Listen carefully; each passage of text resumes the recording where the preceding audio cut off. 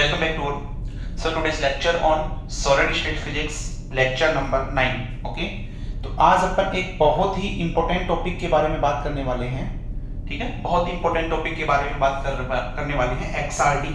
ठीक है, चाहे मैं इंटरव्यू की बात करूं या फिर मैं एग्जाम पर्पज के लिए बात करूं. एग्जाम पर्पज के लिए चाहे IIT JAM के एस्पायरेंट्स हो, चाहे CSIR नेट के एस्पायरेंट्स हो, चाहे गेट के हो, जेस्ट के हो, TFR के हो. ठीक है, XRD का क्वेश्चन जो है लगभग हर बार हर एग्जाम में पूछा जाता है. ठीक है ना, XRD एक्सरे डिफ्रैक्शन. ठीक है, बहुत ही इंपॉर्टेंट टॉपिक है, बिल्कुल ध्यान से देखिएगा. चाहे वो इंटरव्यू के पर्पज से अपन यहाँ पे बातें करें, चाहे अपन जो है एग्जाम के पर्पज से, है ना. अपन दोनों न्यूमेरिकल्स भी करेंगे नेक्स्ट लेक्चर के अंदर इसके. ओके, तो चलिए सबसे पहले देखो इसके अंदर अपन आज के लेक्चर में क्या क्या देखने वाले हैं. सबसे पहले इसका नाम है XRD, मतलब X ray diffraction. Then what is the X ray, X ray क्या है. ठीक है, उसके बाद में डिफ्रैक्शन प्रोसेस क्या होता है, उसकी डिफ्रैक्शन की कंडीशन क्या होती है. ठीक है, उसके बाद में अपन बात करेंगे ब्रैग्स लॉ की, जो कि वेरी इंपॉर्टेंट है एग्जाम के पर्पज से. ठीक है, ब्रैग्स लॉ से अपन जो है एक फार्मूला ब्रैग्स लॉ से एक फार्मूला निकाल लेंगे अपन. ठीक है, 2d sin θ = n lambda, very famous formula है, तुम्हें पता भी होगा. उसके बाद में जो अपने पास में XRD पीक्स मिलती है, ठीक है, उनका तुम्हारे पास में स्ट्रेन और स्ट्रेस, ठीक है, ये जो होते हैं तुम्हारे पास में, उनसे क्या इफेक्ट पड़ता है, टेम्परेचर का क्या इफेक्ट होता है, क्रिस्टलाइट साइज जो शेरर फार्मूले से तुम निकालते हो, डेबाई शेरर फार्मूले से. ठीक है, वो वाला फार्मूला देखेंगे अपन. तो कहने का मतलब अपन आज का जो लेक्चर है बिल्कुल ध्यान से देखिएगा. ठीक है, बिल्कुल अपन धीरे धीरे चलेंगे. कुछ प्रॉब्लम आए तो मुझे मैसेज करके पूछना है. चलिए, सबसे पहले तो अपन XRD यूज में ही क्यों लेते हैं, एक्सरे डिफ्रैक्शन क्यों यूज में लेते हैं. ठीक है, तो बहुत सारी ऐसी चीजें, जैसे तुम्हारे पास में कोई भी अननोन क्रिस्टलाइन मटेरियल है, उसको पहचानने के लिए अपन XRD यूज लेते हैं. एटॉमिक स्ट्रक्चर के बारे में जानने के लिए अपन XRD यूज में लेते हैं. जो तुम्हारे पास में जो डायमेंशंस हैं, यूनिट सेल की जो डायमेंशंस है, उसके बारे में जानने के लिए. ठीक है, कोई भी तुम्हारे पास में कोई भी क्रिस्टल जो है, कोई मटेरियल जो है, वो कितना क्रिस्टलाइन है, हाईली क्रिस्टलाइन है या नॉन क्रिस्टलाइन है, क्या है तुम्हारे पास में, ये जानने के लिए अपन जो है XRD यूज में लेते हैं. तो पहले लिख लीजिए इसको, क्यों यूज में क्यों पढ़ रहे हैं अपन, यहाँ पे लिख लीजिए. XRD is most widely used for, देखिए XRD is most widely used for the identification of unknown crystalline material, the identification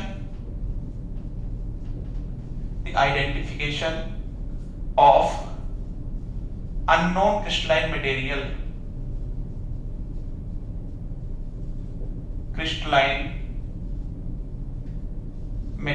unknown crystalline material. Okay, next लिखिए characterization of crystalline material. Crystalline material का characterisation करने के लिए, characterisation of crystalline material. ठीक है, next लिखिए इसके अंदर determination of unit cell dimension, determination of unit cell dimension. Next लिखिए इसके अंदर डिटरमाइन द क्रिस्टल स्ट्रक्चर,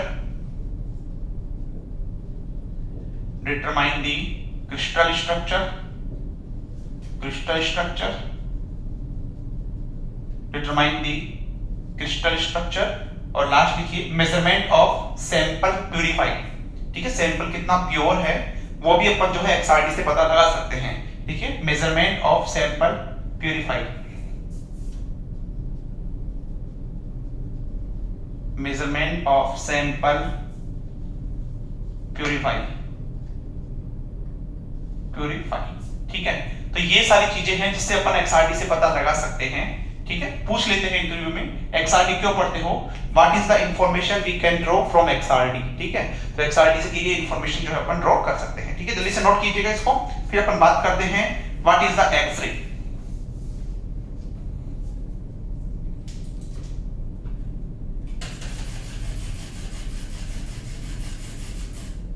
देखो, एक्सरे जो है तुम्हारे पास में, एक्सरे एक तुम्हारे पास में इलेक्ट्रोमैग्नेटिक वेव ही होती है. ठीक है, लेकिन इनकी जो वेवलेंथ होती है वेवलेंथ रेंज होती है वो बहुत कम होती है ना, एंगस्ट्रॉम ऑर्डर की होती है। या फिर मैं ऐसे कहूं कि हाई एनर्जी तुम्हारे पास में एक्सरे होती है, ठीक है ना, इनकी एनर्जी जो होती है वो बहुत ज्यादा होती है। तो लिख लीजिए एक्सरे क्या होता है, एक्सरे आर इलेक्ट्रोमैग्नेटिक वेव, देखिए X ray are electromagnetic wave of very short wavelength, very short of very short wavelength, यानी कि इसकी जो वेवलेंथ होती है वो 0.1 एंगस्ट्रॉम से 100 एंगस्ट्रॉम, इसकी वेवलेंथ की रेंज होती है किसकी, एक्सरे की। ठीक है, नोट कीजिएगा इसको।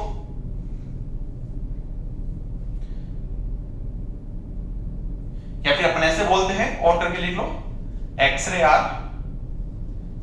Are very high energy electromagnetic wave, very high energy electromagnetic wave. X-ray produce कैसे करते हैं, ठीक है, ये मैं ऑलरेडी एटॉमिक मॉलिक्यूलर फिजिक्स के अंदर बता चुका हूं। ठीक है, तुम्हारे पास में soft X ray, hard X ray, continuous X ray, discrete X ray, ठीक है, कैसे प्रोड्यूस करते हैं वो मैं बता चुका हूं ना। डीएसेलरेशन कर दे, ठीक है, इलेक्ट्रॉन जब तुम्हारे पास इलेक्ट्रॉन का मोशन है उनको डीएसेलरेट कर दे तो वहां से तुम्हारे पास एक्सरे जनरेट होगी, वो मैं ऑलरेडी बता चुका हूं। नेक्स्ट लिखिए डिफ्रैक्शन क्या होता है, डिफ्रैक्शन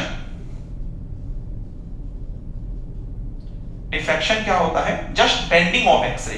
ठीक है, जस्ट कोई भी ऑब्स्टेकल है वहां से एक्सरे आ रही है और वहां से क्या होगी, बेंड हो गई, दैट इज द डिफ्रैक्शन। ठीक है, तो बेंडिंग ऑफ एक्सरे, तो लिख लीजिए इसके अंदर ऑल दी, ऐसे लिख लीजिए bending of X-ray around the, देखिए bending of x ray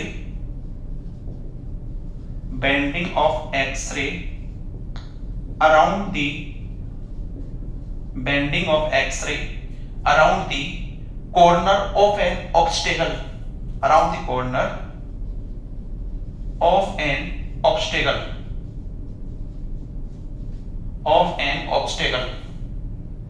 is called diffraction, is called diffraction। ठीक है, सिंपल सा है। जनरली अपन में स्लिट की, यहां पर अपन स्लिट की बात नहीं करेंगे, लेकिन जनरली तुमने ये पढ़ा होगा। ठीक है, यहां पे मान लो तुम्हारे पास एक्सरे आ रही है, ठीक है, तो इसके कॉर्नर से वो इधर चली गई या इधर चली गई, यहां पे तुमने उसका पैटर्न लिया होगा। ठीक है, तो ये जो कॉर्नर है, ये जो स्लिट है, यहां पे कोई ऑब्स्टेकल है जिससे तुम्हारे पास में वो एक्सरे जो है वहां से बेंड हो जाती है, मुड़ जाती है, that phenomena is called as diffraction. ठीक है, इसकी कंडीशन क्या होती है, डिफ्रैक्शन होने के लिए कुछ ना कुछ कंडीशन होगी, हमेशा डिफ्रैक्शन ही होगा। ऐसा नहीं है कि कोई भी वेव जो है यहाँ पे मैं इंसिडेंट करूंगा और यहाँ पे तुम्हारे पास बेंड हो जाएगी, ऐसा नहीं है। ठीक है, उसकी कंडीशन होती है तुम्हारे पास में, क्या होती है, यहाँ पे जो ऑब्स्टेकल लेंगे उसका जो साइज है और जो तुम्हारे पास कोई भी वेव आ रही है, जैसे अपन ने एक्सरे लिया है, ठीक है, उसकी वेवलेंथ के कंपेरेबल होना चाहिए। अगर ऐसा है तभी वो बेंड होगा, तभी जो है डिफ्रैक्शन फिनोमेना जनरेट होगी। तो लिख लीजिए इसके अंदर size of the aperture और size of the obstacle,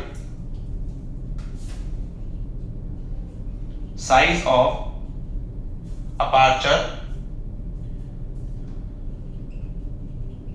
और size of obstacle, size of obstacle should be comparable to wavelength of wave, should be comparable to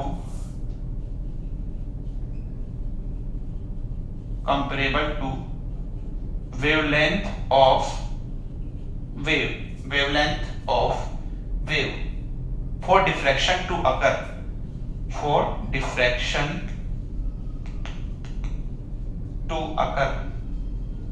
कहने का मतलब जो साइज होना चाहिए वो किसके कंपेरेबल होना चाहिए, वेवलेंथ लैम्डा के। अगर ऐसा है तो तुम्हारे पास वहां पे डिफ्रैक्शन फिनोमेना जनरेट होगी, नहीं तो नहीं होगी। ठीक है,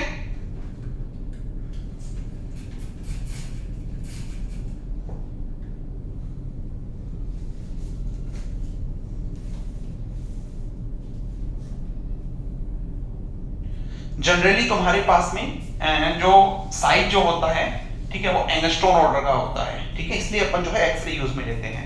जनरली इसका जो साइज होता है वो एंगस्ट्रॉन का होता है, इसलिए यहाँ पे भी अपन क्या करते हैं एंगस्ट्रॉन ऑर्डर की लेते हैं। ठीक है, जनरली जो वेव लेते हैं, ठीक है, मोनोक्रोमेटिक जो वेव लेते हैं तुम्हारे पास में यहाँ पे वो Cu के अल्फा लेते हैं ना, कॉपर की लेते हैं, जिसका 1.54 एंगस्ट्रॉन होता है। ठीक है, तो ये नोट कर लीजिए जल्दी से। अच्छा, एक चीज और काम में आएगी इसके अंदर, इंटरप्लेनर स्पेसिंग। ये मैं पहले पढ़ा चुका हूं आपको, ये पहले के लेक्चर में ऑलरेडी मैं पढ़ा चुका हूं भाई। ठीक है, पहले के लेक्चर में ऑलरेडी पढ़ा चुका हूं। लिख लो फिर भी इसको यहां पे लिख लीजिए, distance between two adjacent parallel plane, distance between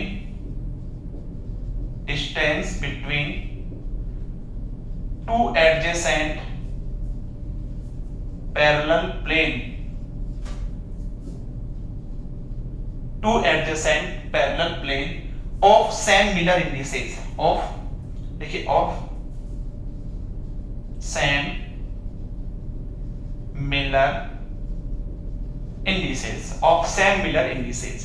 ठीक है, तो इसका जो फॉर्मूला होता है वो होता है is equal to DH² is equal to 1/h/a का स्क्वायर, ठीक है, प्लस के, ऐसे लिख लो, ऐसे ना लिख के इसको ऐसे लिख लो, h²/a² plus k²/b² plus l²/c² की पावर 1/2। ये लीजिए, ये नोट कर, काम आएगा अभी जब अपन ब्रैकेट्स लॉ पढ़ेंगे तो वहां पे काम आएगा। ठीक है, ये किस किस के लिए वैलिड है भाई? ये तुम्हारे पास में क्यूबिक, टेट्रागोनल एंड ऑर्थोरोम्बिक के लिए वैलिड है। ठीक है, मैंने पहले भी लिखाया था, valid for cubic, tetragonal and orthorhombic, orthorhombic. ठीक है, क्यूबिक के अंदर सिंपल क्यूबिक, बीसीसी, एफसीसी तीनों आ गए। टेट्रागोनल में क्या होता है? a बराबर b not equal to c होता है, अल्फा बीटा गामा लिख लो एक बार ना, उसको भी लिख लेते हैं यहाँ पे, तुम्हारा डिवाइड ही हो जाएगा उससे।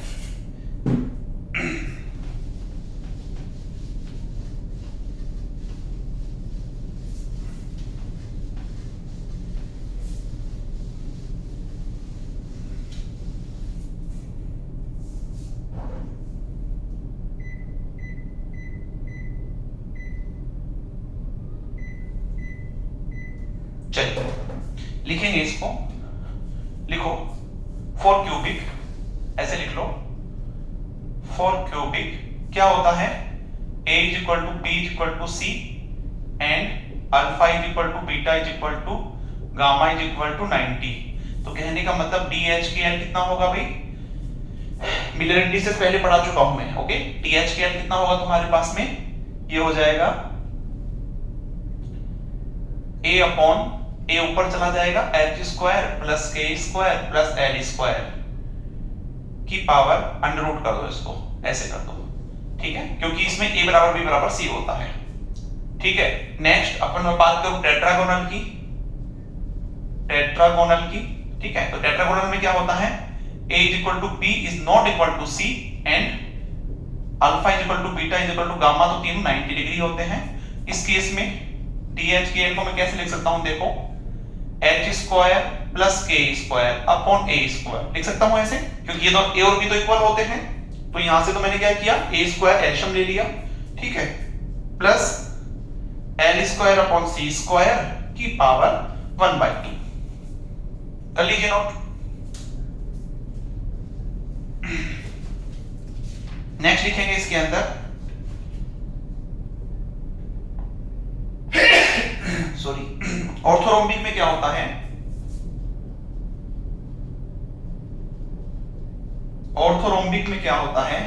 a is not equal to b is not equal to c, alpha is equal to beta is equal to gamma is equal to 90। लिखवा चुका हूं मैं, बार बार बोल रहा हूं पहले। ठीक है, इज इक्वल टू 1 अपॉन, तीनों इक्वल नहीं होते हैं तो तीनों को अलग अलग लिख लो। ये लीजिए। ओके, नेक्स्ट हेक्सागोनल की अगर मैं बात करूं, इसका भी याद रख लेना भाई, है ना, पूछ ले क्या पता। ठीक है, हेक्सागोनल में क्या होता है? a is equal to b is not equal to c, alpha बराबर beta is equal to 90 and gamma is equal to 120 degree. इसमें जो होता है तुम्हारे पास में डी एच के एल, वो लिख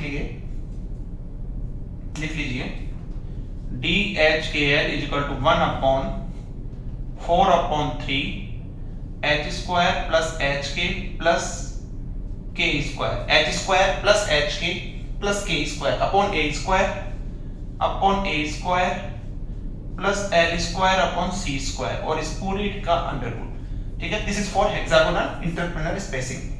ठीक है, चलिए इसे नोट कीजिएगा, इसको ये काम में आएगा, इसलिए मैं लिखवा रहा हूं इसको, है ना, आगे काम में आएगा। जो भी तुम्हारे पास ब्रैकेट्स लॉ के अंदर चीजें काम में आने वाली है वो मैं भी लिखवा रहा हूं आपको यहाँ पे। चलिए इसे नोट कीजिएगा इसको।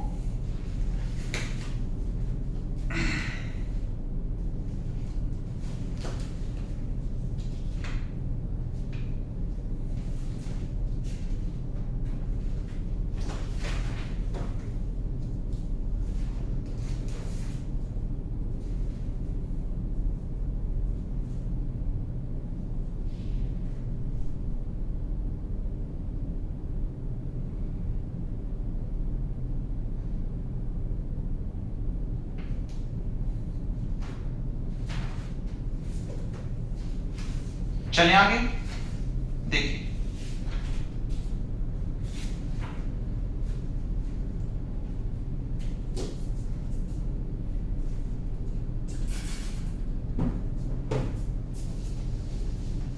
अब लिख लीजिए इसके अंदर ब्रैकेट्स लो, जो कि बहुत इंपॉर्टेंट है। क्वेश्चन जो है उसी फॉर्मूले से तुम्हारे पास में पूछे जाएंगे। क्वेश्चन अपन सारे सॉल्व करेंगे, चाहे वो आईआईटी जेम का हो, नेट का हो, गेट का हो। ठीक है, हो सकता है क्रिस्टलोग्राफी खत्म होने के बाद करें, या फिर तुम्हारे पास में साथ में हो सकता है इसके बाद में अपन सोल्व कर लें, लेकिन क्वेश्चन अपन पूरे सोल्व करेंगे। चलिए अब लिखिए इसके अंदर ब्रैकेट्स लॉ एंड एक्सआरटी। लिखिए ब्रैकेट्स लॉ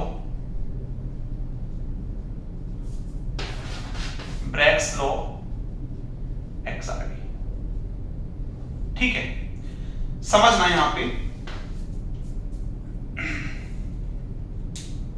यहां तुम्हारे पास में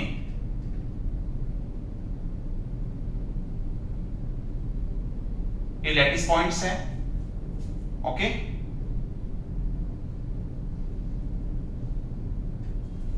ये लीजिए, इससे तुम्हारे पास में क्या हुआ, एक क्रिस्टल बना हुआ है।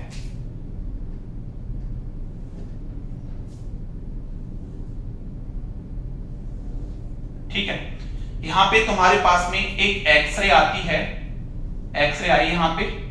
ठीक है, और यहां पे डिफ्रैक्शन होके वो स्कैटर्ड हो गई। ठीक है, दिस इज, ये पहली एक्सरे है, एक्सरे फर्स्ट। ठीक है, ऐसे ही तुम्हारे पास में यहां पे सेकंड एक्सरे आती है। ठीक है, ये सेकंड एक्सरे आती है और यहां से तुम्हारे पास में ये लीजिए, ये यहां से स्कैटर्ड हो गई। ठीक है, ये इसका नॉर्मल है। ठीक है, दिस इज नॉर्मल, ये नॉर्मल है। ठीक है, पर एक एक चीज देखेंगे, बिल्कुल ध्यान से समझना। समझोगे तो आराम से तुम्हारे सारे क्वेश्चन हो जाएंगे। अगर तुम रटने की कोशिश करोगे तो फिर नहीं होंगे क्वेश्चन। ठीक है, यहां पे इन दोनों, ये तो प्लेन्स है, ये प्लेन्स है तुम्हारे पास में, इन दोनों के बीच में जो इंटरप्लेनर स्पेसिंग है, दिस इज DHKL, जो कि एंगस्ट्रॉम ऑर्डर की है। ठीक है, ऐसे इसके बीच में भी कितनी है, DHKL। ठीक है, ये जो एक्सरे फर्स्ट है, दिस इज एक्सरे सेकंड। ठीक है, ये एक्सरे सेकंड है। दोनों जो है मोनोक्रोमेटिक है। ठीक है, और इन फेज है, यानी कोहेरेंट है। ठीक है, तो तुम्हारे पास मान लो ये ऐसे आती है तुम्हारे पास में, तो ये वाले भी सेम फेज के अंदर आएगी, मतलब तुम्हारे पास ऐसे आएगी। ठीक है, ऐसे तुम्हारे पास, मतलब सेम फेज के अंदर जाएगी तुम्हारे पास। ठीक है, ये इसके ऊपर इंसिडेंट हुई और ये जो एंगल बना रहा है सरफेस के साथ में, दिस इज थीटा बी। ठीक है, सरफेस के साथ में, ये तो नॉर्मल होता है सरफेस के साथ में। ठीक है, ऐसे यहां पे जब स्कैटर्ड होगी तो ये भी एंगल कितना होगा, थीटा बी। ऐसे ही तुम्हारे पास जब ये वाली एंगल होगी तो ये सरफेस के साथ में कितना बनाएगा, थीटा बी, और ये भी सरफेस के साथ कितना मान आएगा, थीटा बी। ठीक है, थीटा बी क्या है आपके पास में, थीटा बी है आपके पास में ब्रैग्स एंगल। ठीक है, थीटा बी क्या है आपके पास में, ब्रैग्स एंगल। ठीक है, तो यहां पे मोनोक्रोमेटिक एक्सरे आएगा, ध्यान रखना, मैं पॉइंट बना के लिख रहा हूं, मोनोक्रोमेटिक एक्सरे होगा। ठीक है, मोनोक्रोमेटिक एक्सरे होगा, और जो एक्सरे होगा वो क्या होगा, कोहेरेंट होगा। पूछ लेते हैं इंटरव्यू के अंदर, जनरली जो है अपन जो टारगेट लेते हैं, टारगेट जो लेते हैं वो Cu के अल्फा लेते हैं, और जिसका वेवलेंथ होता है 1.54 एंगस्ट्रॉम। ठीक है, ये नोट करते जाइए एक एक चीज भाई। यहां जो होगा ये सेम फ्रीक्वेंसी सेम फेज में इंसिडेंट होंगे, ध्यान रखना। ठीक है, यहां एक्सरे सोर्स है, यहां आपके पास में क्या है, एक्सरे सोर्स है जहां से एक्सरे इंसिडेंट की जाती है। यहां क्या है आपके पास में, डिटेक्टर है, डिटेक्टर है, ये डिटेक्टर है, ये इंसिडेंट वेव है, ये स्कैटर्ड वेव है, ध्यान रखना। ओके, अब इसमें अपन आगे चलते हैं, पहले इसको नोट कर लीजिए, बना लीजिए एक बार इसको।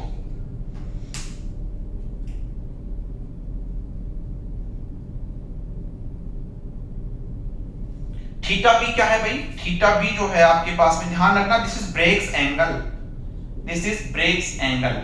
ठीक है, एक होता है डिफ्रैक्टेड एंगल। ठीक है, थीटा डी, थीटा डी और थीटा बी दोनों अलग अलग है, अभी मैं समझाता हूं क्या होते हैं वो। ठीक है, लेकिन ध्यान रखना थीटा बी क्या है, ब्रेग्स एंगल है। ठीक है, एग्जाम में क्या पूछता है वो देखना। ब्रेग्स एंगल क्या होता है, जो कि एक्सरे जो है लैटिस के सरफेस के साथ जो एंगल बनाती है। तो लिख लीजिए, लिख लीजिए, angle between, angle between incident X ray and surface of lattice. ठीक है, लैटिस के सरफेस के बीच। ओके, अब देखो, अब तुम्हारे पास में एक्स्ट्रा कितना पार्ट ट्रेवल करता है, इसके लिए क्या करता हूं मैं, यहां से एक परपेंडिकुलर डालता हूं, यहां से भी एक परपेंडिकुलर डालता हूं। ठीक है, तो एक्स्ट्रा पार्ट कितना ट्रेवल करेगा, इसको मैं ए नाम दे देता हूं, इसको बी नाम दे देता हूं, इसको सी नाम दे देता हूं। तो एक्स्ट्रा पार्ट कितना ट्रेवल करेगा, ए बी सी। ठीक है, इतना तो part A B plus B C, नहीं तो पार्ट ट्रेवल करेगा। ठीक है, उसके लिए देखो, ध्यान से देखो, इधर ध्यान से देखो, ये वाला, ये और ये 90 बन रहा है, ये वाला और ये 90 बन रहा है, थीटा बी है, तो ये कितना हो जाएगा, this is 90 minus theta B. Okay, अब मैं इसकी बात करूं तो ये कितना होगा, देखो ये और ये 90 बन रहा है, इसमें से 90 माइनस थीटा बी ये हो गया, तो ये कितना होना चाहिए, दिस इज थीटा बी। ऐसे ये भी कितना होना चाहिए, थीटा बी। तो यहां पे जब साइन लगाएंगे, देखो ये 90 बन रहा है, ठीक है, तो sine theta B is equal to क्या होगा, परपेंडिकुलर अपॉन हाइपोटेनस। तो परपेंडिकुलर क्या है यहाँ पे, ए बी, हाइपोटेनस क्या है यहाँ पे, ये हाइपोटेनस है। ठीक है, ए बी, और इसको ओ नाम दे देना, ओ बी इज हाइपोटेनस। ठीक है, ओ बी, तो क्या हो जाएगा, A B upon D, that means A B is equal to D sine theta B. And similarly ऐसे ही जब तुम BC निकालोगे तो वो भी क्या आएगा तुम्हारे पास में, D sin थीटा बी आएगा। तो पाथ डिफरेंस, ठीक है, तो मैं यहां पे लिख रहा हूं, यहां पे लिख रहा हूं मैं, सो पाथ डिफरेंस क्या होगा भाई, डेल्टा x से डिनोट कर देता हूं AB plus BC is equal to D sin theta B plus D sin theta B. Already मैं निकाल चुका हूं, तो क्या हो जाएगा 2D sin theta B. This is the path difference delta x, this is the path difference. ठीक है, उसको नोट कर लेना, मैं उसको मिटा रहा हूं वहां से।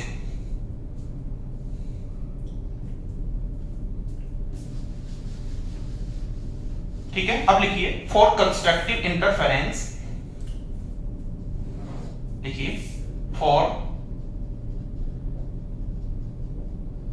इंटरफेरेंस। ठीक है, कंस्ट्रक्टिव इंटरफेरेंस तुम्हें क्या मिलेंगे, मैक्सिमम मिलेगी। ठीक है, मैक्सिमम पीक्स मिलेंगी। क्या होगा उस केस में, जो पाथ डिफरेंस है, जो पाथ डिफरेंस है वो लैम्डा के इंटीजर मल्टीपल के इक्वल होगा, n लैम्डा। ठीक है, this is n lambda. d जो है आप लिख लीजिए, this is Bragg's law, this is Bragg's equation, Bragg's law बोलते हैं, ब्रैग्स इक्वेशन बोल दो। ठीक है, वेरी इंपॉर्टेंट है, रिमेंबर। अब ये सारी चीजें आपको पता होना चाहिए। d क्या है, DHKL लिख दो इसको चाहे। This is interplanar spacing, interplanar spacing, ठीक है, D is interplanar spacing. Lambda क्या है? वेवलेंथ, लैम्डा क्या है? वेवलेंथ। थीटा भी क्या है? ब्रेक्स एंगल, ब्रेक्स एंगल, ठीक है। एन क्या है? Order of refraction, order of refraction,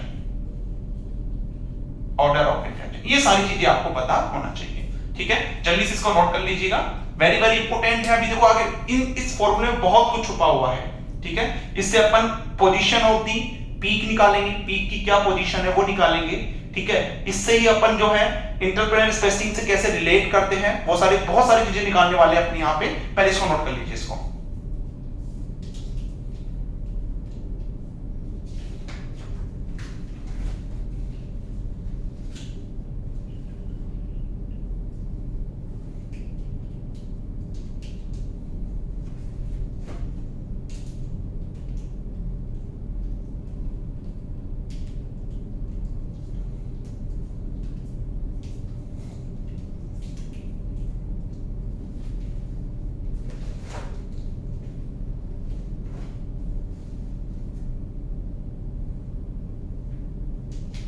ठीक है, अब मैं यहां पे दो चीजें डिफाइन करूंगा। एक तो तुम्हारे पास में, पहले इसमें नोट करके लिख लीजिए, एक चीज नोट करके लिख लीजिए, एक चीज को नोट करके लिख लीजिए। देखो, फॉर डिस्ट्रक्टिव इंटरफेरेंस,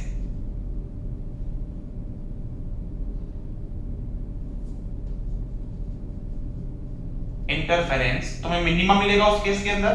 उस केस में क्या होगा? जो 2d sin theta b is equal to क्या होगा? n लैम्डा बाई 2 होगा, ध्यान रखना, ठीक है। n लैम्डा बाई 2 नोट करके लिख लीजिए। अब देखो आपको मैं क्या करूंगा, ये तो था ब्रेक्स एंगल, ठीक है। कभी कभी क्या पूछता है क्वेश्चन के अंदर, बिल्कुल ध्यान से पढ़िएगा क्वेश्चन, कभी कभी वो पूछता है कि अगर वो एंगल नॉर्मल से बना है उस केस में ब्रेक्स एंगल क्या होगा, नॉर्मल से कैसे रिलेट करेगा तुम्हारे पास में ये ब्रेक्स लो, ठीक है। दूसरी चीज मैं क्या करवाने वाला हूं आपको कि डिफ्रैक्शन एंगल और ब्रेक्स एंगल में क्या डिफरेंस है और डिफ्रैक्शन एंगल की वैल्यू कितनी होती है, ठीक है। तो यहां से देखो तुम्हारे पास में नोट हो गया ये तुम्हारे पास। चलिए इसमें आगे करते हैं।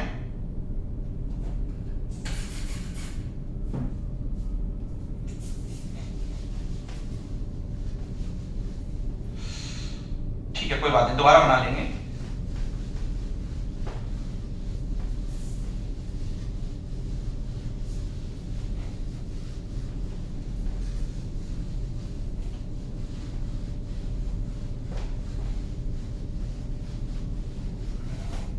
चलिए लिखेंगे इसके अंदर Bragg's law in terms of angle. देखिए, ब्रैग्स लॉ,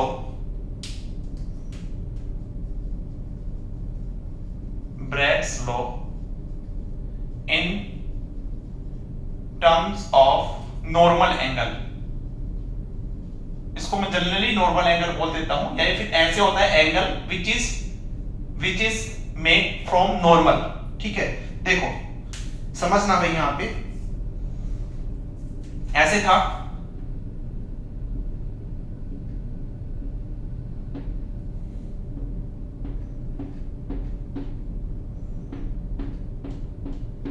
ठीक है, ऐसे कुछ था।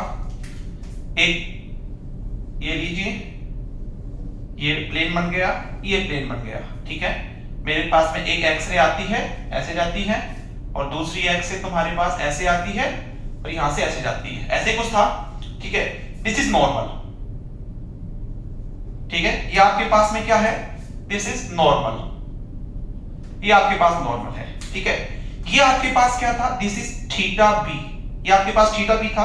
अब मैं बोल रहा हूं नॉर्मल से थीटा के फॉर्म में, है ना, और ये मैंने बोल दिया दिस इज थीटा, जो कि नॉर्मल के साथ बनाता है, ठीक है। This is also theta, this is also theta, okay, and this is also theta B, this is also theta B, ठीक है। तो देखो यहां पे मैं क्या लिख सकता हूं, यहां पे मैं क्या लिख सकता हूं, पहले तो लिख लो थीटा क्या है? थीटा है angle which is measured from normal, ठीक है। एंड थीटा बी क्या है? ब्रैग्स एंगल बोलते हैं इसको, ब्रैग्स एंगल बोलते हैं। देखो, which is measure from surface, जो कि सरफेस से मेजर किया जाता है। ठीक है, तो यहां से देखो तुम मैं क्या लिख सकता हूं, देखो भाई ध्यान से देखो, यहां से मैं चला, ठीक है, यहां से चला, थीटा बी प्लस थीटा, ये कितना एंगल है 90 बनाएगा, मतलब theta B plus theta is equal to 90। तो यहां से थीटा बी कितना हो जाएगा 90 माइनस थीटा, ये हो जाएगा क्या, सो देखो, सो फ्रॉम ब्रैग्स लॉ क्या पढ़ा है तुमने, Bragg's law 2d sin theta B is equal to n lambda. ठीक है, जनरली जो है अगर अपने को ऑर्डर ऑफ डिफ्रैक्शन नहीं दे रखा है एग्जाम में तो उसकी वैल्यू 1 लेते हैं, ध्यान रखना। ठीक है, तो यहां से देखो तुम्हारे पास में क्या हो जाएगा, देखो in question if n is not given, order of diffraction is not given, then अपन क्या करते हैं उसको 1 ही मानते हैं। तो क्या हो जाएगा 2d sin theta B is equal to lambda. तो यहां से मैं क्या करूं, थीटा बी की वैल्यू रख दूं, क्योंकि अपने को थीटा के फॉर्म में चाहिए। ठीक है, थीटा बी क्या है 90 minus theta, 90 minus theta is equal to lambda. तो 2d sin 90 माइनस थीटा क्या होता है, sin 90 minus theta cos theta is equal to lambda. ठीक है, पूछा हुआ है, इंटरव्यू में भी पूछा हुआ है और एग्जाम में भी पूछा हुआ है। ठीक है, वेरी इंपॉर्टेंट। ठीक है, ये एग्जाम में भी पूछा हुआ है और इंटरव्यू में भी पूछा हुआ है, मुझे ध्यान नहीं है, जहां तक मुझे लगता है ये क्वेश्चन जो है बीएआरसी के एग्जाम में पूछा हुआ है। ठीक है, नोट कर लीजिए जल्दी से इसको।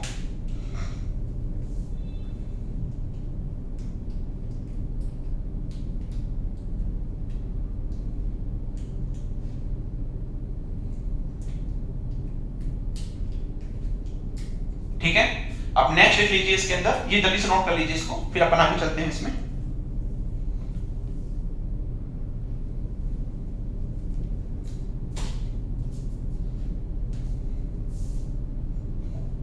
देखो अभी तो अपन बहुत छोटी छोटी चीजें करने वाले हैं इसके अंदर।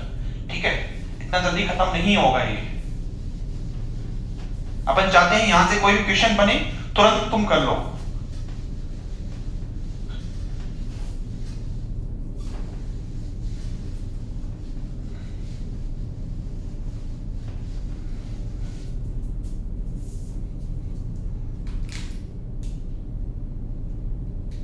नेक्स्ट लिखिए diffraction angle and Bragg's angle. Next लिखिए डिफ्रैक्शन एंगल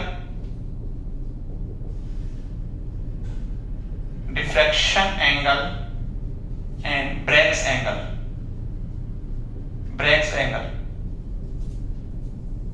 ठीक है, ये क्वेश्चन जो है एरीज इंटरव्यू में पूछा हुआ था। ठीक है, एरीज के इंटरव्यू के अंदर देखो तुम्हारे पास ये मान लो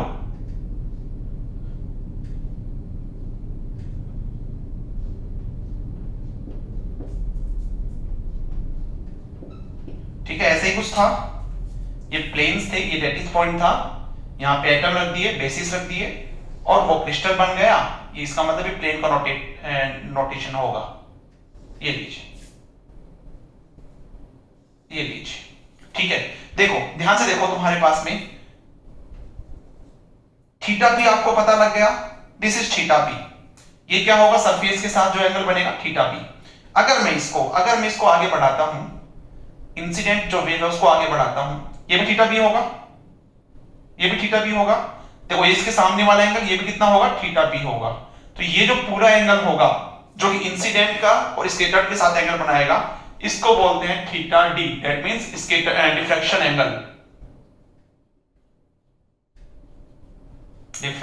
एंगल। ठीक है, इसको क्या बोलते हैं, थीटा बी बोलते हैं। तो लिख लो थीटा डी क्या है, डिफ्रैक्शन एंगल है।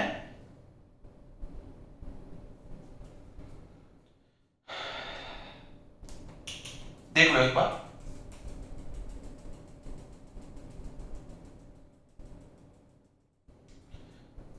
देखो सो एंगल ऑफ डिफ्रैक्शन देख लो यहां पे, so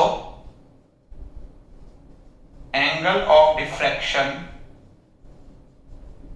angle of diffraction theta D is equal to क्या हो जाएगा, देखो ध्यान से, दिस इज थीटा डी और theta B plus theta B, theta B plus theta B, तो क्या हो जाएगा 2 theta B, this is diffraction angle. Exam में तुम्हें देखना होगा क्या पूछा है, ठीक है, तुम जानते हो 2d sin theta B is equal to L lambda, तो यहां से थीटा बी क्या लिख सकता हूं मैं, sine inverse N lambda upon 2d, पहले 2d को इधर ले आया फिर उसको इधर ले गया तो साइन इनवर्स हो जाएगा, तो ये वैल्यू रख दो यहां पे 2 sine inverse N lambda upon 2d। जो ब्रैक्स एंगल होता है उसका ट्वाइस क्या होगा, एंगल ऑफ डिफ्रैक्शन होगा, ठीक है, नोट कर लीजिए। ये सारी चीजें आपको पता होना चाहिए भाई, जल्दी से नोट कीजिएगा इसको, फिर अपन आगे चलते हैं इसमें।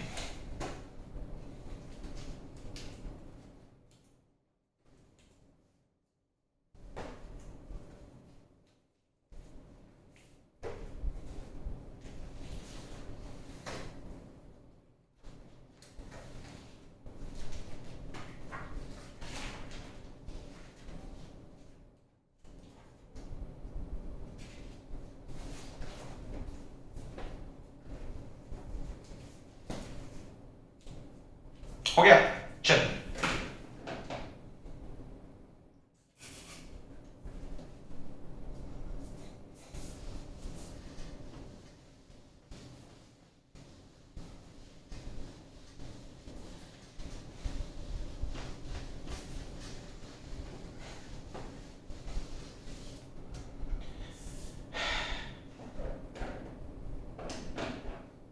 अब देखो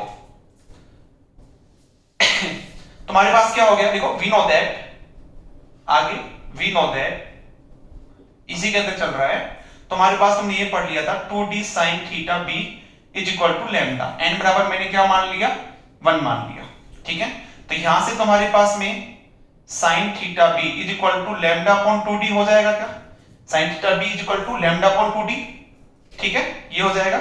इसमें लिखिए आगे, इसमें लिखिए if lambda is constant, if lambda is constant, that means monochromatic source,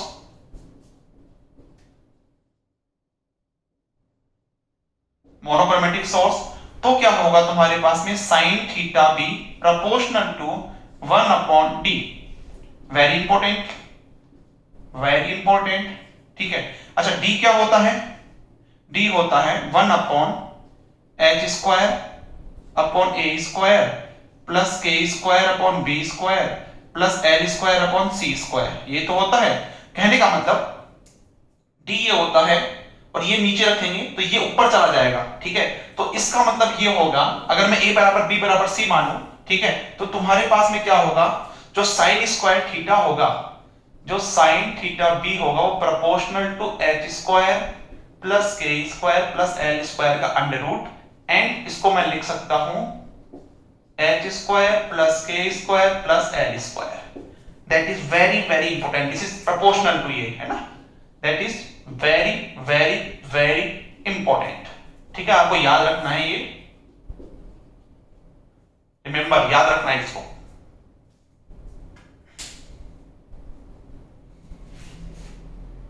क्या बताता है भाई ये, क्या बताता है, this is position off peak, ठीक है, पोजीशन ऑफ पीक होता क्या है, होता ये है तुम्हारे पास, इसको नोट कर लीजिए, पहले पहले इसको नोट कर लीजिएगा,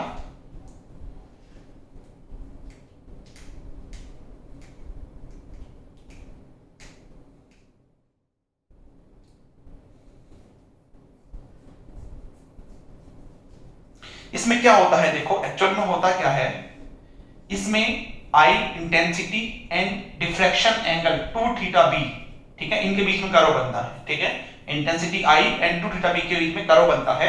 अब तुम्हारे पास में जब ये कर्व बनता है तो तुम्हारे पास ये पीक्स मिलेंगी, ठीक है, मान लो तुम्हें ऐसे ऐसे पीक्स मिल रही है, ऐसे ऐसे कुछ पीक्स मिल रही है, ठीक है, अब इन पीक्स की पोजीशन इन पीक्स की पोजीशन ये वाले देखो, ये पोजीशन हो गई, ये पोजीशन हो गई, ये पोजीशन हो गई, ये पोजीशन हो गई, ये कैसे डिफाइन करेंगे उसके लिए मैंने ये बताया है, ठीक है। अभी देखो एग्जांपल लेके करते हैं, पहले इसको बना लीजिए एक बार।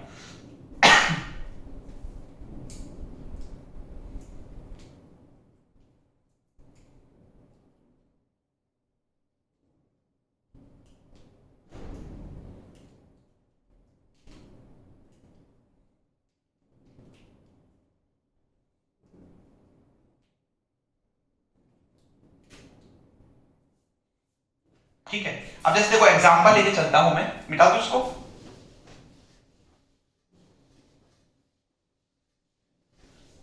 देखिए एग्जांपल लेके चलता हूं, लिखो फॉर टू प्लेन 110 एंड 100।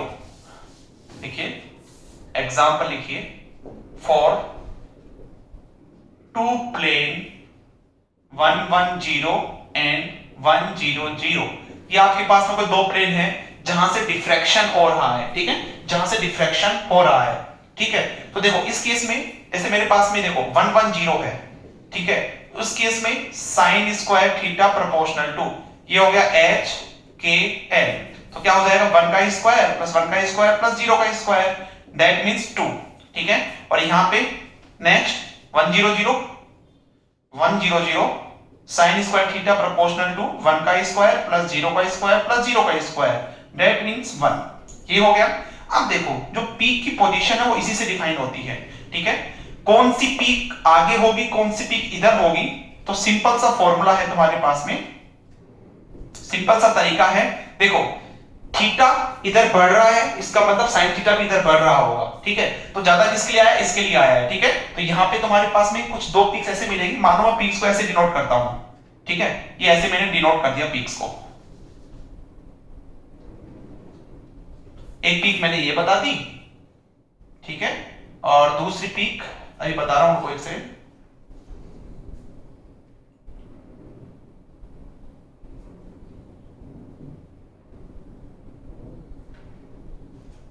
इसको मैं थोड़ा सा बड़ा कर देता हूं भाई, है ना, ये लीजिए, और दूसरी पीक ये ली, ठीक है। इसको मैंने बोल दिया, देखो ये तुम्हारे पास में कम की थीटा की वैल्यू कम किसके लिए थी, 1 किसके लिए थी, 100 के लिए, तो ये 100 प्लेन हो गया। ज्यादा किसके लिए थी, 110 के लिए, ये 110 प्लेन हो गया, ठीक है।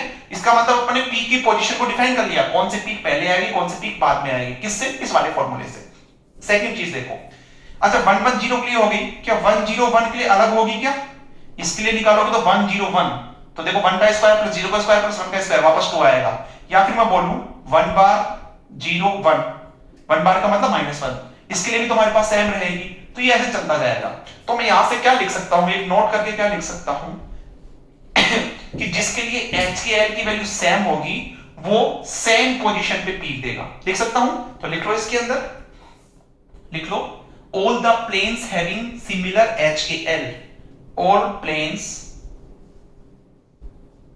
having similar HKL, all plane having similar HKL will gives the XRD peak, will gives the XRD peak, will gives the XRD peak at same position, at same position, at same position, and factor called as multiplicity factor, and factor called as multiplicity factor, ठीक है। अब बहुत सारे student के दिमाग में ये question चल रहा होगा कि सर इसकी तो आपने छोटी मतलब इसकी जो इंटेंसिटी है वो कम बताई है, इसकी इंटेंसिटी ज्यादा बताई है, उसका रीजन भी मैं दे रहा हूं अभी, है ना, पहले इसको जल्दी से नोट कर लीजिएगा।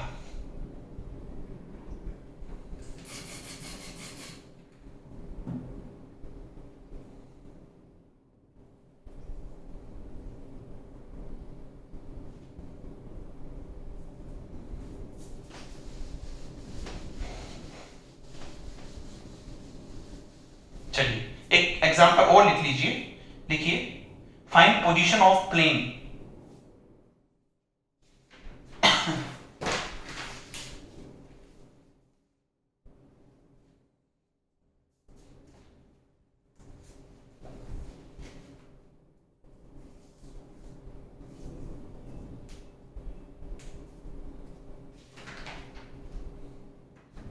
लिखिए फाइंड पोजीशन ऑफ प्लेन 101, देखिए फाइंड पोजीशन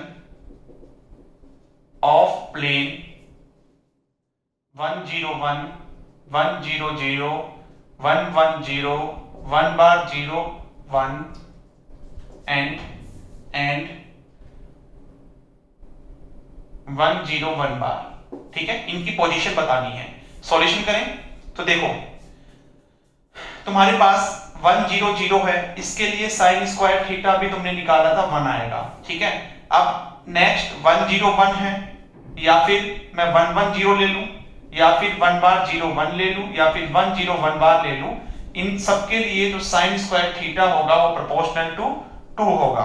कहने का मतलब जो पी की पोजीशन होगी, this is 2 theta, this is I, ठीक है। एक तो ऐसे पी की पोजीशन होगी, एक यहाँ पे होगी, ठीक है। यहाँ पे कौन से प्लेन होगी, 101 की, ठीक है, या फिर 110 की, ओके, या फिर 1 बार 01 की, या फिर 101 बार की, और यहाँ पे कौन से प्लेन की होगी, 100 की, ठीक है। ये पता लग गया क्यों, क्योंकि यहाँ पे थीटा की वैल्यू ज्यादा है इसके लिए, तो आगे थीटा इधर बढ़ रहा है तो ये इधर हो जाएगा, इधर तुम्हारे पास में सेकंड वाले की हो जाएगी, सेकंड वाले प्लेन की हो जाएगी।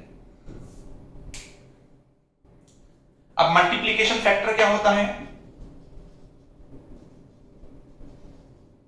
मल्टीप्लिकेशन फैक्टर, देखो मल्टीप्लिकेशन फैक्टर क्या होता है आपके पास में, लिख लीजिए। सिंपल मल्टीप्लिकेशन फैक्टर जो होता है वो होता है h square plus k square plus l square, this is the multiplication factor, ठीक है। h square plus k square plus l square, इसको बोलते हैं मल्टीप्लिसिटी। जितनी मल्टीप्लिसिटी ज्यादा होगी उतना ही तुम्हारे पास में इंटेंसिटी ज्यादा होगा, ठीक है। तो एक चीज नोट करके और लिख लीजिए इसके अंदर,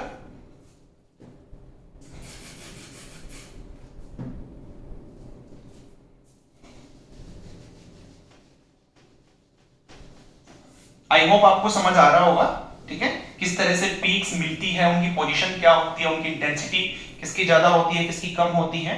तो लिख लीजिए, एक नोट करके लिखेंगे,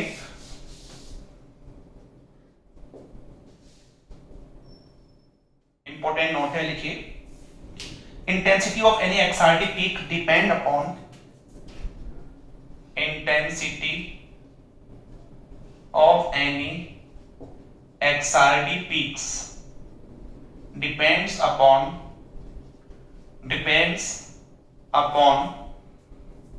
the multiplicity factor and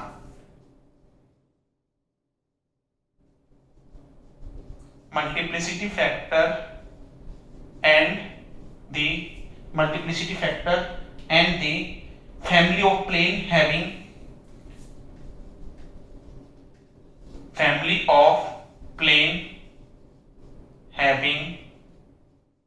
more multiplicity will give more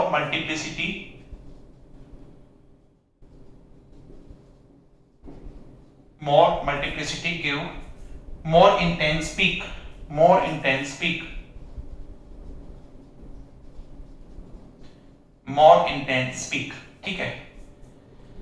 जैसे एक क्वेश्चन करके लिख लीजिए, अब मल्टीप्लिसिटी कैसे निकालते हैं, क्वेश्चन करके लिख लीजिए। Find out the multiplicity of 110 and 111, find out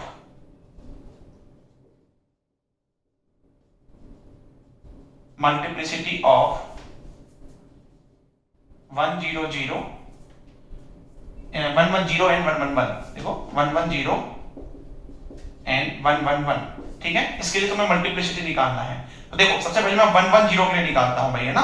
यानी कि मल्टीप्लिसिटी क्या होता है, जिनके लिए इसकी वैल्यू सेम हो, ठीक है। तो देखो तुम्हारे पास में एक तो ये हो गई 110, ठीक है, एक हो गई 101, इसके लिए भी सेम रहेगी आपके पास में, एक हो गई 011, एक हो गई 1 बार 0, एक हो गई 1 बार 0 1 बार, ठीक है, एक हो गई 1 बार, तो हो गया 0 1 बार, ठीक है, इतना ठीक है। और क्या पॉसिबिलिटी है, देखो और क्या पॉसिबिलिटी है, एक ये हो सकता है क्या 1 बार 0 1, ठीक है, एक ये हो सकता है 1 बार 1 0, एक ये हो सकता है, इसको 1 को इधर ले आओ, 1 0 1 बार, ठीक है, ये नहीं आया, एक ये हो सकता है 0 1 बार 1, ठीक है 1 2 3 4 5 6 7 8 9 10 और देखो तुम्हारे पास और पॉसिबिलिटी है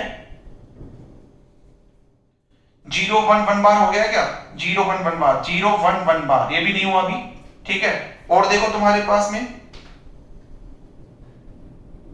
1 0 1 बार हो गया 1 बार 0 1 हो गया अच्छा ये हो गया 0 1 1 बार 0 1 1 बार नहीं हुआ हो गया ना ये रहा ठीक है एक और बच रहा है तुम्हारे पास में देखो इसकी टोटल 12 होती है मल्टीप्लिसिटी देखो एक और क्या बच गया है तुम्हारे पास में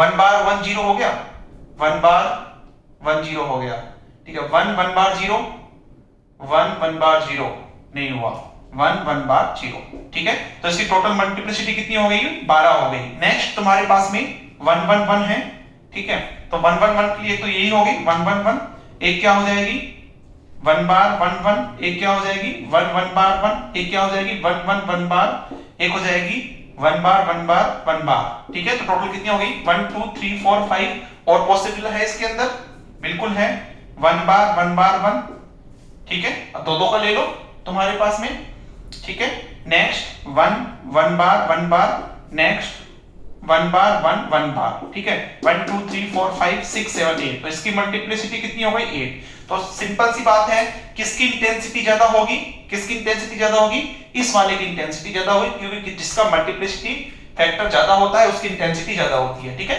ये नोट मैंने यही लिखवाया है जैसे देखो एक क्वेश्चन लिखो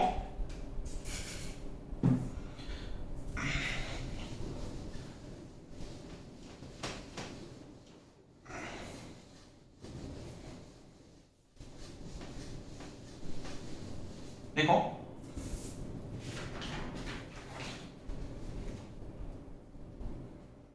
लिखिए which of the following curve लिखो which of the following XRD is correct for 110 and 111 plane ठीक है इसके लिए तुम्हारे पास करेक्ट है ऑप्शन ए है तुम्हारे पास ऑप्शन ए लिख लीजिए ऑप्शन ए है ठीक है इसको मैंने बोल दिया 111 इसको मैंने बोल दिया 110 ठीक है ऐसा ही कुछ है या इसको ऐसे बोलो 110 बोल दो इसको मैंने बोल दिया 111 ऑप्शन बी लिखेंगे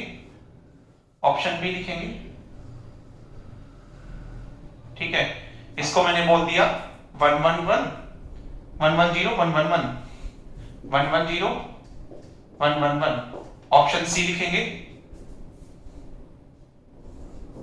ऑप्शन सी लिखें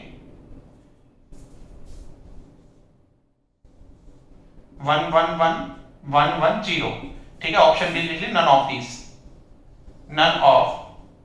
दीज ठीक है देखो सॉल्यूशन करते हैं सबसे पहले पोजीशन देख लो ठीक है पोजीशन देखेंगे मतलब sin square theta proportional to h square plus k square plus l square ठीक है तो मैं 110 के लिए देखूंगा तो sin स्क्वायर थीटा कितना आएगा 2 आएगा 111 के लिए देखूंगा तो sin स्क्वायर थीटा कितना आएगा 3 आएगा यही तो आएगा मतलब 111 वाला आगे होना चाहिए इस साइड में होना चाहिए ठीक है तो देखो 111 वाला इस साइड में आगे की तरफ होना चाहिए क्योंकि ये 2 थीटा और i के बीच में कर्व है ठीक है भाई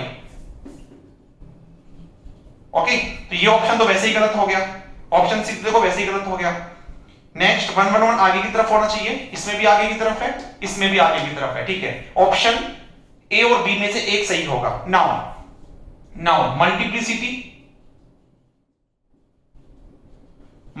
के लिए क्या करें अपन इंटेंसिटी चेक करते हैं proportional to h square plus k square plus l square इसका रूट बोल दो चाहे ठीक है तो देखो ध्यान से तुम्हारे पास में 110 के लिए इसकी मल्टीप्लिसिटी 12 होती है और इसकी कितनी होती है 8 होती है इसका मतलब इंटेंसिटी किसका ज्यादा होगा इसका ज्यादा होगा 110 के लिए तो देखो इंटेंसिटी का मतलब ये देखो y एक्सिस पे इंटेंसिटी है तो मतलब इसका ज्यादा होगा ये इसमें ज्यादा है इसमें देखो ये कम है तो ऑप्शन ए भी गलत हो गया option B is the right answer ठीक है आई होप आप समझ गए होंगे जल्दी से नोट कर लीजिएगा इसको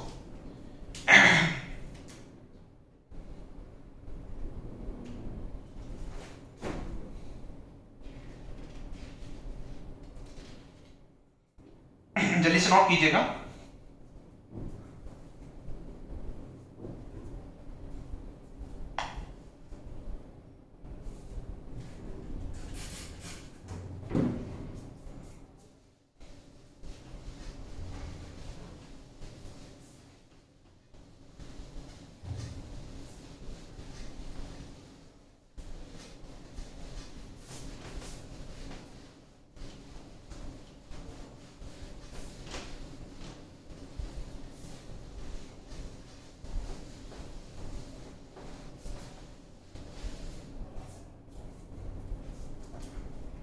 देखो general values of multiplicity factor लिखिए। आप अगर ये थोड़ा सा याद कर लोगे तो अच्छा रहेगा। लिखिए जनरल वैल्यूज ऑफ मल्टीप्लिसिटी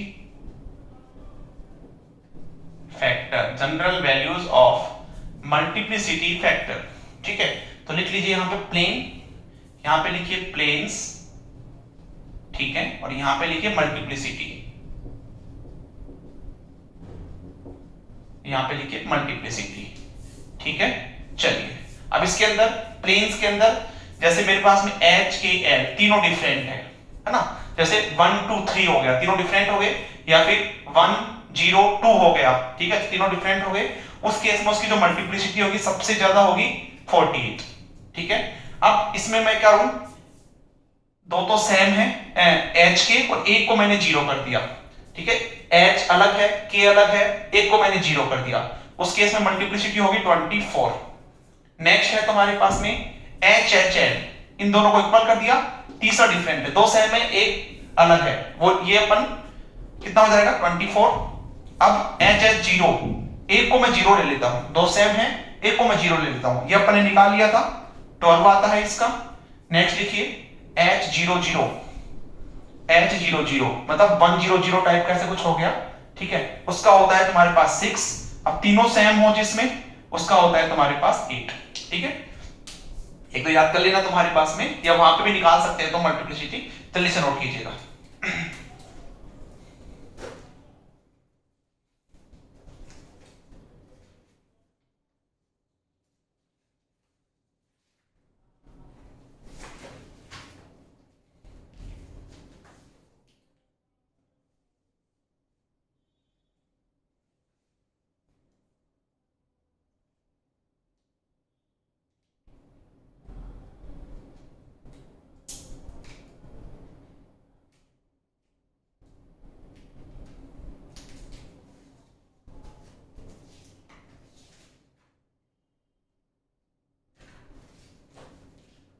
ठीक है, नेक्स्ट लिखिए इसके अंदर, नेक्स्ट लिखिए इफेक्ट ऑफ स्ट्रेन एंड,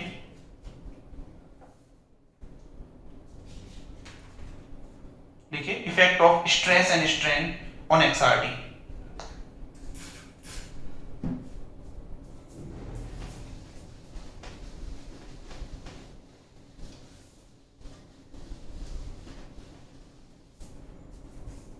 लिखिए effect of strain and strain on एक्सआरटी।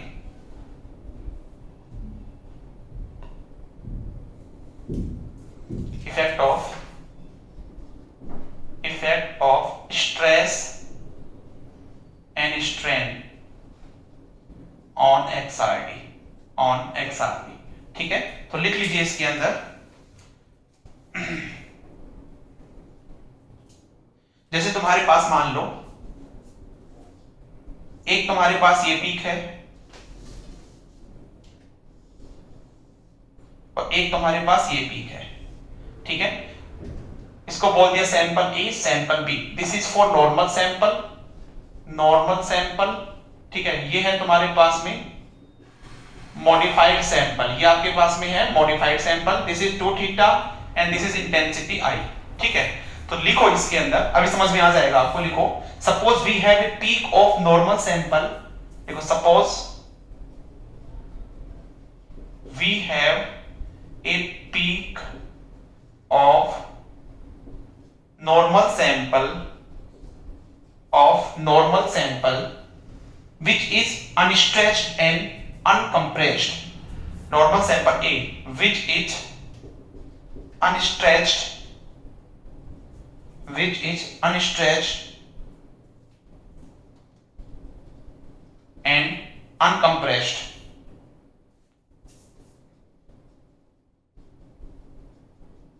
Uncompressed. Okay. Now if peak is stretched or compressed, देखिए now if peak is stretched or compressed, stretched or compressed,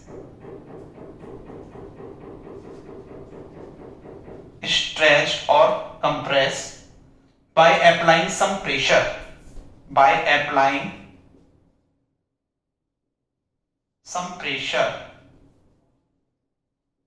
some pressure, उस case में तुम्हारे पास में ये B sample जो कि मॉडिफाइड हो जाता है तुम्हारे पास में, ठीक है, उस केस में तुम क्या देखोगे, देखो यहां पे इसकी इंटेंसिटी भी बिल्कुल सेम है, इसका तुम्हारे पास शेप भी सेम है, ठीक है, तो इसमें यूनिफॉर्म होता है ये, तो लिखो intensity and shape is same, लिखिए intensity, intensity and shape, intensity and shape is same but it's same but both peak have different position, both peak have different position, different position, so stretched peak is at different angle, different position, ठीक है, इतना लिख लीजिए। अब इसमें बस तुम इतना समझ जाना, एक बार ये नोट कर लीजिए जल्दी से, फिर मैं एक लाइन लिखवाऊंगा, बस वो समझ जाना, तुम्हारे पास हो जाएगा काम।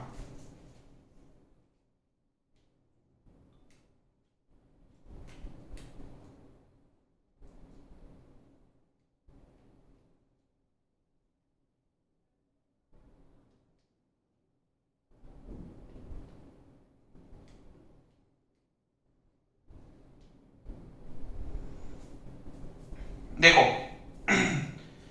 इसमें इतना ध्यान रखना, नोट फर्स्ट लिख लो, नोट फर्स्ट लिख लो, इफ डी मतलब इंटरप्लेयर स्पेसिंग इज डिक्रीजेज, डिक्रीजिंग कर लो, डिक्रीजिंग, अगर ये कम होता है तुम्हारे पास, देन तुम्हें पता होना चाहिए थीटा क्या होगा, तुमने ये पढ़ा था ना, sine theta proportional to 1/d for monochromatic wavelength, इसकी वेवलेंथ सेम होती है, कांस्टेंट होती है, देन उस केस में मैं क्या कर सकता हूं, अगर डी डिक्रीज होता है then angle theta B increases, ये इंक्रीजेस होगा, तो उस केस में क्या होगा तुम्हारे पास में, देखो उस केस में क्या होगा, देखो that means compression, that means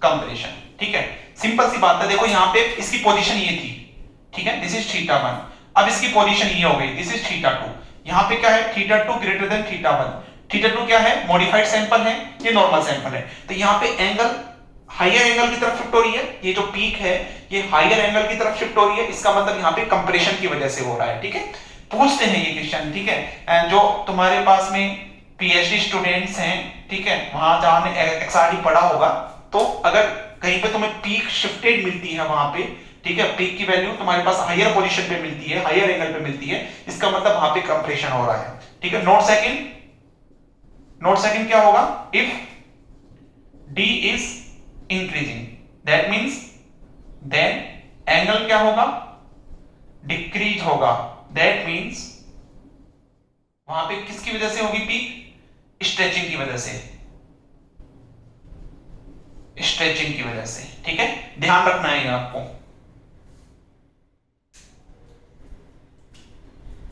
stretching, okay, जैसे मान लो तुम्हारे पास ये पीक है, एक ये आ रहा है तुम्हारे पास, एक ये आ रहा है, दिस इज नॉर्मल सैंपल और ये मॉडिफाइड है, मतलब कुछ प्रेशर अप्लाई करने के बाद में यहां पे आ गया, ठीक है, तो उस केस में किसकी वजह से हो रहा है, ये स्ट्रेचिंग की वजह से हो रहा है, क्योंकि जो पीक है वो लोअर एंगल की तरफ शिफ्ट हो गई, ठीक है, जल्दी से नोट कीजिएगा,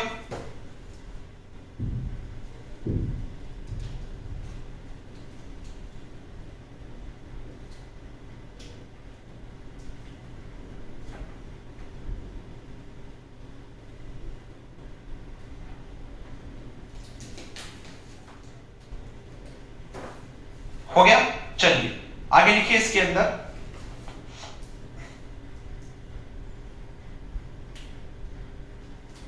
आगे लिखिए effect of crystallite size on XRD pattern.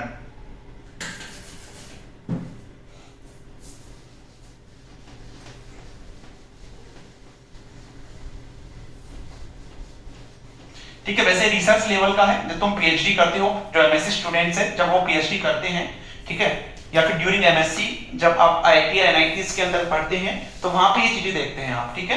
तो यहाँ पे वैसे अपने बहुत ज्यादा as a exam competition exam में बहुत ज्यादा काम नहीं आएगी, लेकिन फिर भी हो सकता है कि कहीं पे तुम इंटरव्यू देने गए, जैसे आईआईटी जैम वाले स्टूडेंट्स हैं, ठीक है, और वो कोई रिसर्च लेवल के अंदर, रिसर्च इंस्टीट्यूट के अंदर तुम्हारे पास में एमएससी करना, मास्टर्स या इंटीग्रेटेड पीएचडी करना चाह रहे हैं, और तुमने बोल दिया हाँ सर हमको एक्सआरटी अच्छे से आता है, ठीक है, तो ऐसे क्वेश्चंस वहां पे पूछ सकते हैं, ठीक है। चलिए नेक्स्ट लिखिए effect of crystallite size,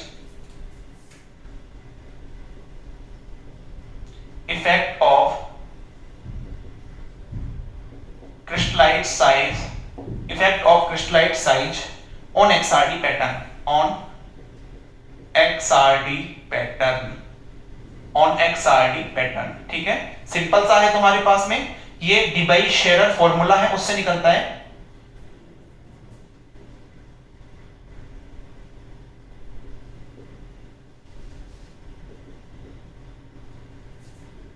Debye Shearer formula है, उससे निकलता है, लिख लीजिए formula, dxrt is equal to k lambda upon beta cos theta, k lambda upon beta cos theta, ठीक है। पता होना चाहिए सारा, k क्या है, कांस्टेंट है जिसकी वैल्यू 0.9 होती है, k यहाँ पे तुम्हारे पास कांस्टेंट है जिसकी वैल्यू फिक्स होती है 0.9, ठीक है। लैम्डा जो है, जनरली जो लैम्डा लेते हैं वो cu k अल्फा लेते हैं जिसकी 1.54 एंगस्ट्रॉन होती है जिसकी वैल्यू, ओके। बीटा जो होता है वो लिख लीजिए full width at half maxima, full width at half maxima. तो यहां पे तुम्हारे पास जो dxrt होगा प्रोपोर्शनल टू, ध्यान रखना 1 अपॉन बीटा, ठीक है, ये ध्यान रखना आपको, ठीक है। डी क्या है, एवरेज क्रिस्टलाइज साइज बोलते हैं या पार्टिकल क्रिस्टल साइज, ठीक है। डी आपके पास तो लिख लो यहां पे एज पार्टिकल या क्रिस्टल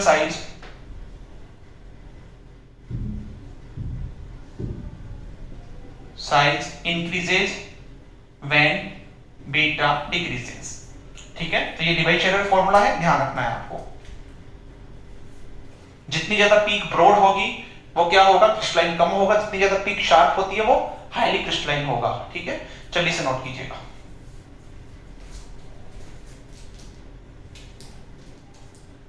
ऐसे ही अपन टेम्परेचर का इफेक्ट भी देख सकते हैं, ठीक है, लेकिन यहाँ पे तुम्हारे पास में वो नहीं पूछा जाएगा, ठीक है ना। तो ये तुम्हारे पास कुछ एक्सआरटी के बारे में था, अभी अपन और देखेंगे, इनके क्वेश्चंस भी करेंगे अपन, ठीक है। लेकिन ये सारी चीजें आपको पता होना चाहिए अगर आप अच्छे से एक्सआरटी की तैयारी करते हैं, कोई इंटरव्यू के लिए जाते हैं या कोई एग्जाम के लिए जाते हैं, तो ये जो मैंने चीज करवाई आपको सारी याद होनी चाहिए। नेक्स्ट लेक्चर में इसके क्वेश्चंस करेंगे एंड एटॉमिक स्कैटरिंग फैक्टर या एटॉमिक स्ट्रक्चर फैक्टर वो देखेंगे, ठीक है। उसके बाद में जो है अपन रेसिप्रोकलिटीज, सबसे इंपॉर्टेंट है कि रेसिप्रोकलिटीज अपन यूज में क्यों लेते हैं, ठीक है। रेसिप्रोकलिटीज की नीडेड क्या है, जरूरत क्या पड़ गई, ठीक है। तो वो सारी चीजें जो है वो नेक्स्ट लेक्चर में देखेंगे। इंटरव्यू में पूछते हैं वो क्वेश्चन, है ना, बीसीसी का रेसिप्रोकल क्या होता है, एचसीसी का क्या होता है, सिंपल क्यूबिक का क्या होता है, ठीक है, वो सारी चीजें अपन देखेंगे। तो आज के लेक्चर में इतना ही है। Thank you very much. जय श्री श्याम।